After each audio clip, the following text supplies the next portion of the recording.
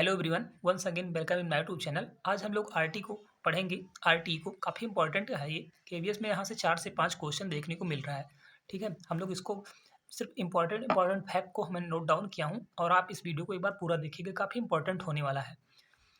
Right to education 2009, ठीक है, शिक्षा का अधिकार अधिनियम 2009 को आज हम लोग करने वाले हैं। सबसे पहले हम देखेंगे इसका पूरा नाम क्या होता है। पेपर में हमें यहाँ से भी क्वेश्चन बन रहा है। तो the right of children to free compulsory education act, ठीक है, इसको हिंदी में कहते हैं निःशुल्क एवं अनिवार्य बाल शिक्षा का अधिकार अधिनियम 2009।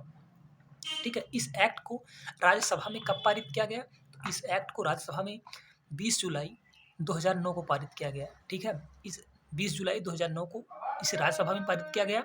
उसके बाद में लोकसभा में इसको 4 अगस्त 2009 को पारित किया गया। ठीक है, और राष्ट्रपति महोदय के द्वारा इस पे साइन कब हुआ, सिग्नेचर कब हुआ? तो 26 अगस्त 2009 को साइन हो गया। बेसिकली हम इस तरह से याद रखेंगे इसको, 20/4/26, 20/4/26, 20 जुलाई राज्यसभा, 4 अगस्त लोकसभा और राष्ट्रपति 26 अगस्त।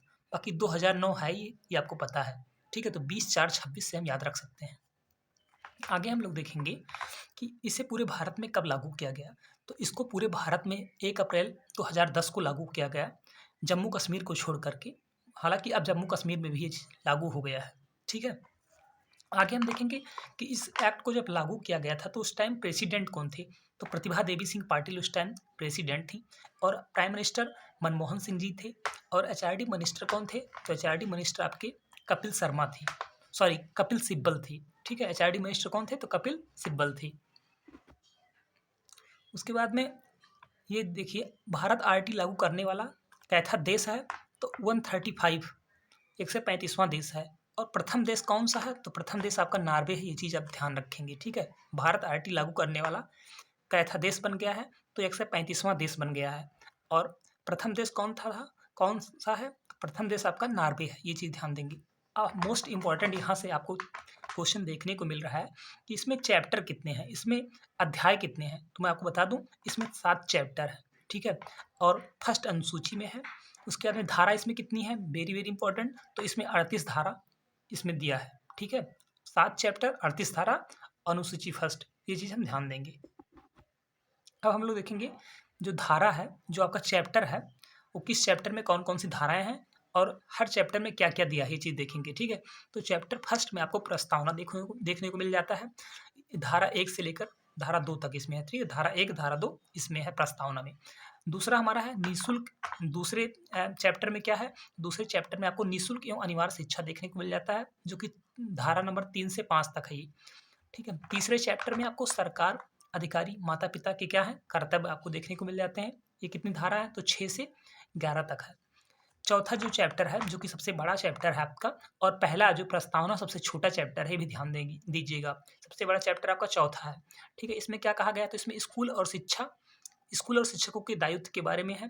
तो इसमें कितनी धारा है? तो इसमें 12 से 28 धारा है इसमें। ठीक है, नेक्स्ट हमारा है पाँचवें चैप्टर। तो इसमें क्या है? प्रारंभिक शिक्षा का समापन और उसका पाठ्यक्रम। इसमें कितने धारा है? तो उसमें 29 धारा से लेकर 30 धारा तक के बीच में है ये। ठीक है, नेक्स्ट हमारा है चैप्टर 6 है हमारा, बच्चों के अधिकारों का संरक्षण। इसमें कहा गया है कितने धारा? तो इसमें 31 से 34 धारा के बीच में है। ठीक है, पाँचवें हमारा विविध है। इसमें धारा आपको देखने को मिलती है 35 से 38। ये चीज़ हो गया। अब थोड़ा सा हम लोग मोस्ट इंपॉर्टेंट चीज़ों को देखेंगे जहाँ से क्वेश्चन बन रहा है। सबसे पहले होता है कि प्राइमरी लेवल पे। ठीक है, प्राइमरी लेवल पे पूछ रहा है कि अध्यापक और छात्र का अनुपात क्या हो रहा है, क्या होना चाहिए। तो आप जानते हैं प्राइमरी लेवल पे छात्र और अध्यापक का जो अनुपात होता है वो 30:1 का होता है। ये चीज़ हो गया। और मैं आपको एक चीज़ और बता दूं, अगर मान लीजिए 31 छात्र भी हो जाते हैं, या 32 से 33 से 34, मतलब 30 से जैसे प्लस होंगे, तो हमें 2 टीचर की आवश्यकता पड़ जाएगी। ठीक है, ये चीज़ आप ध्यान दीजिएगा। उसके बाद में प्लस 30-30 करते जाइए और ऐसे आप टीचर की संख्या बढ़ाते जाइए। और इसी और जान लीजिए आप कि अगर 150 से अधिक अगर छात्र हो जा रहे हैं, तो 5 टीचर के साथ साथ आपको एक हेड मास्टर की भी ज़रूरत पड़ती है। ठीक है, तो 5 टीचर प्लस एक हेड मास्टर भी रहने चाहिए। ये चीज़ हो गया। अब यही चीज़ अपर प्राइमरी में क्या होता है? तो अपर प्राइमरी में आपको 35+1 का रेशियो देखने को मिलता है, 35 छात्र पे 1 टीचर। ठीक है, और अगर 100 से ज़्यादा छात्र हो जा रहे हैं तो एक फुल टाइम के लिए हेड मास्टर रखे जाएंगे। ये चीज़ आरटी में कहा गया है। ये चीज़ अब हम थोड़ा-सा वर्किंग डेज़ के बारे में देखेंगे कि जो प्राइमरी में और अपर प्राइमरी में उनका वर्किंग डेज़ क्या होता है टीचर का। तो आप जान लीजिए प्राइमरी में साल में कितने पढ़ाते हैं, तो साल में ये लोग 200 दिन इनको पढ़ाना ही पढ़ाना है। कितने घंटा अगर पूछेगा तो 8 से घंटा, ठीक है? अगर पर डे पूछता है कितने हार्स, इसमें जो 8 से घंटा है इसमें विधानसभा तैयारी का समय इंक्लूड है, ठीक है? 200 दिन में आपका वो विधानसभा में जो उनकी ड्यूटी वगैरह लग जाती है, इनकी तैयारी वगैरह जो करना पड़ता है, वो सारी चीज़ें इसमें इंक्लूड है, ठीक है? अगर पर डे घंटे के हिसाब से आप देखोगे तो 4 घंटा इनको पर डे हो जाता है, ठीक है? प्राइमरी में ये हो गया। कम से कम 200 दिन और 8 से घंटा है साल में, ये चीज़ ध्यान दीजिएगा। और अपर प्राइमरी में क्या होता है, तो अपर प्राइमरी में 220 दिन और कितने घंटे, तो आपके 1000 घंटे, साढ़े 4 घंटा पर डे। इसमें भी विधानसभा तैयारी का डेट मेंशन है, ठीक है? अब ये चीज़ पूछता है कि जो ये नोट डाउन में कर लिया हूँ इसको नोट में, कि प्राथमिक और उच्च प्राथमिक विद्यालयों में शिक्षकों के लिए तैयारी के समय सहित प्रति सप्ताह कितने घंटे शिक्षण कार्य अनिवार्य होता है, तो आप जान लीजिए 45 घंटे कार्य इनका करना अनिवार्य होता है, ठीक है? 45 घंटे। और एक चीज़ मैं आपको बता दूं कि जो प्राइमरी स्कूल होता है, प्राइमरी स्कूल जब आरटी एक्ट लागू हुआ गया तो उसके उसमें 3 साल के अंदर ये कहा गया था कि जो आपका प्राइमरी स्कूल होगा वो 1 किलोमीटर के अंदर आपको देखने को मिलेगा, ठीक है? और अपर प्राइमरी स्कूल आपको 3 किलोमीटर के अंदर, ये चीज़ हो गया, ठीक है? 1 किलोमीटर के दायरे में सरकार को प्राइमरी स्कूल बनाना ही पड़ेगा, ठीक है? और अपर प्राइमरी स्कूल उसको 3 साल 3 किलोमीटर के अंदर बनाना पड़ेगा, ये चीज़ हो गया।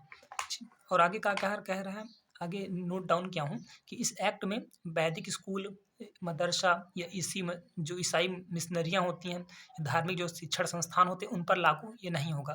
तो जो एक्ट होगा किस किस पे लागू होगा, किन स्कूलों पे लागू होगा, ये चीज़ भी देखेंगे हम लोग, ये भी पूछा जाता है, ठीक है? तो ये देखिए 4 तरह के स्कूल होते हैं, उन चारों तरह के स्कूलों पे ये चीज़ लागू होगा। सबसे पहले गवर्नमेंट स्कूल होता है, इस पे लागू होगा। सेकंड हमारा होगा एडेड स्कूल, ठीक है? इस पे भी लागू होगा। थर्ड हमारा प्राइवेट स्कूल, इस पे भी लागू होगा। फोर्थ हमारा स्पेशल स्कूल, जैसे कि केवीएस हो गया, केंद्रीय विद्यालय हो गया, एनवीएस हो गया, आपका नवोदय विद्यालय हो गया, या एनएमएस हो गया, नेशनल मिलिट्री स्कूल हो गया।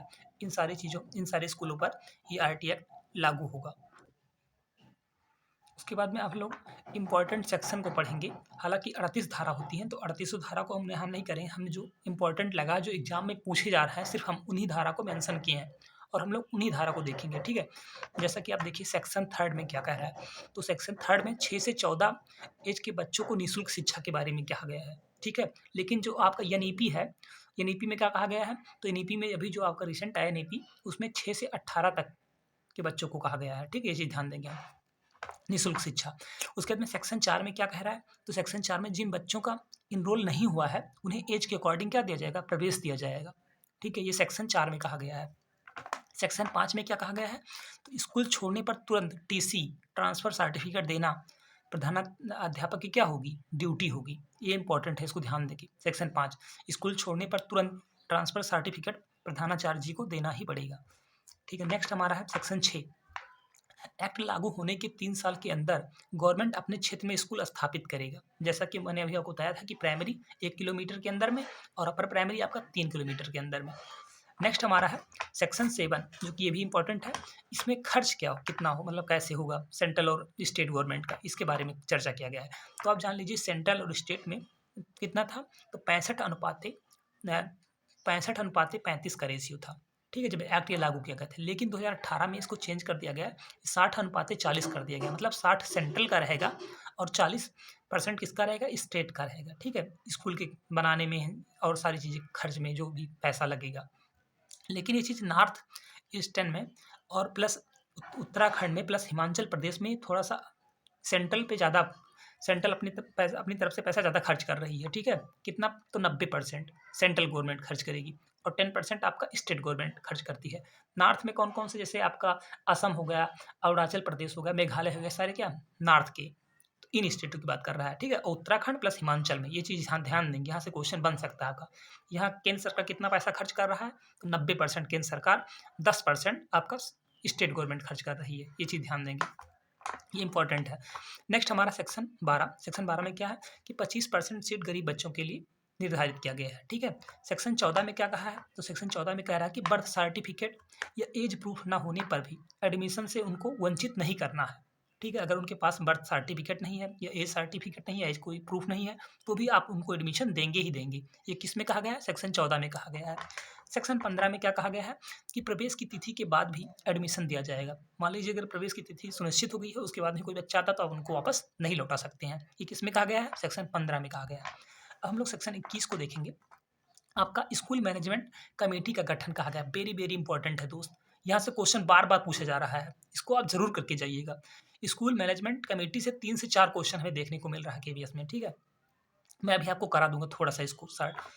और सेक्शन 24 में क्या कहा गया है, तो इसमें आपका ड्यूटी ऑफ टीचर, टीचर के कर्तव्यों के बारे में कहा गया है सेक्शन 24 में, ठीक है? बाकी और मुझे ये ज़्यादा इंपॉर्टेंट लगे थे, इन्हीं को मैंने लिया है। अब हम थोड़ा-सा आपको बताएँगे स्कूल मैनेजमेंट कमेटी के बारे में, उसको भी आप देख लीजिए। यहाँ से काफ़ी क्वेश्चन पूछा जा रहा है, इसलिए मैंने इसको अलग से नोट डाउन कर लिया है, थोड़ा-सा बताने के लिए आपको। एसएमसी स्कूल मैनेजमेंट कमेटी, इसके बारे में हम लोग देखेंगे। हम लोग देखते हैं स्कूल मैनेजमेंट कमेटी मतलब गठन होता है, तो उसमें क्या होता है, इसमें 75% आपको मेंबर कौन देखने को मिलते हैं, तो माता-पिता, अभिभावक, बच्चों के 75% यही लोग मेंबर रहते हैं, ठीक है? मतलब कि 3/4। उसके बाद में 50% इसमें क्या कौन रहता है, तो इसमें वुमेन मेंबर 50% रहते हैं, ठीक है? और इसका सचिव कौन होता है इस संस्था का, ठीक है? एसएमसी का, तो एसएमसी का जो सचिव होते हैं प्रधानाचार्य होते हैं, ये चीज़ हम ध्यान देंगे, ठीक है? और इनका फंक्शन क्या होता है, ये कैसे मतलब क्या कार्य होता है इनका, तो स्कूल के विकास योजना पर ये लोग स्कूल का जो विकास होता है उस पर योजना बनाते हैं। और प्रत्येक 2 वर्ष में इस एसएमसी का गठन किया जाता है, प्रत्येक 2 वर्ष में एसएमसी का गठन किया जाता है, ये चीज़ ध्यान देंगे हम। और गवर्नमेंट से मिलने वाले जो ग्रांट होते हैं उनको मेंटेन ये लोग करते हैं, ठीक है? स्कूल से मिलने वाला जो ग्रांट होता है उसको मेंटेन करते हैं। और उसके बाद monitor the working of school, ठीक है? वर्क जो स्कूल का जो वर्क होता है उसको मॉनिटरिंग करते हैं। ये सारी चीज़ इसमें किया जाता है, काफ़ी इंपॉर्टेंट है, इसको एक बार आप देख लीजिए। आई होप आपको भी मेरा वीडियो पसंद आया हो। अगर चैनल पर आप नए हो तो प्लीज़ चैनल को सब्सक्राइब करिए। Thank you so much.